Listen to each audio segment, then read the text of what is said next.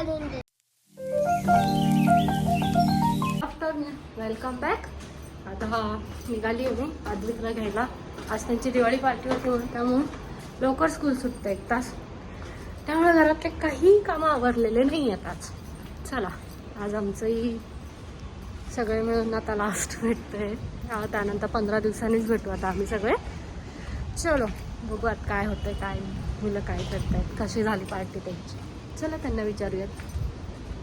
हे युकीचे चॉकलेट आहेत, मुलांसाठी आणली आहे. चलो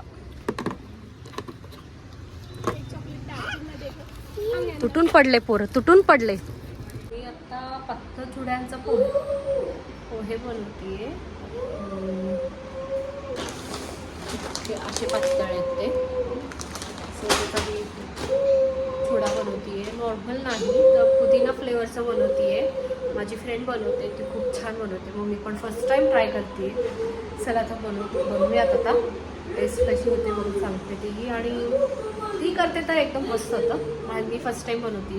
बघूयात त्याची रेसिपी मी करेनच, ते दुसऱ्या ब्लॉगमध्ये करेन. चला मग बनवूयात आणि कशी होते पाहूयात.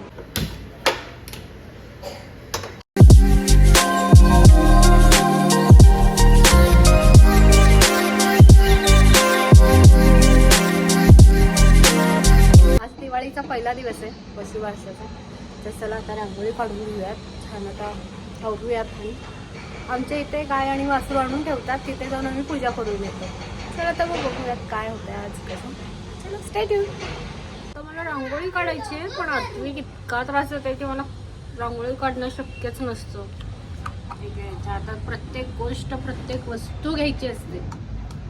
पण मला ह्याच्याने करायचं, तू बोटाने, मी ह्याच्याने. आहे का? मी कशी काढू मग? अजून एका ते आणून दे. ते वेगळं आहे पण त्यात पण करता येईल. नाही.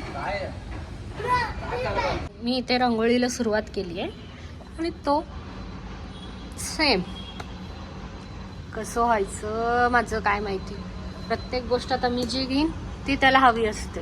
काय अरे देवा, मी छान करतो काय तू बघ कसं कर. कसं होणार? मुलांना घेऊन एखादं रांगोळी काढणं म्हणजे सगळ्यात टफ आहे, सगळ्यात टफ जॉब हो ना. काय होय बघा ऐ थांब, मी देणार आहे फक्त तरच, नाही तर नाही. मला इकडचं काढून परत तिकडचं सगळं क्लीन करावं लागतं माहिती का. हा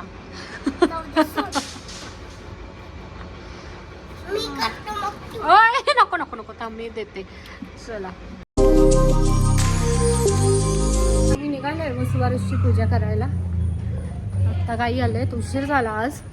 चला आता ते बघू.